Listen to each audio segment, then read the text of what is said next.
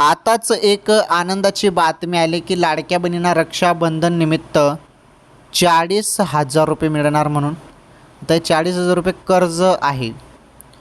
हे कर्ज मिळणार म्हणून असं सांगितलं जात आहे. सोबत जुलैचे पण 1,500 रुपये येणार आहेत. खरं आहे काय? हो, खरं आहे.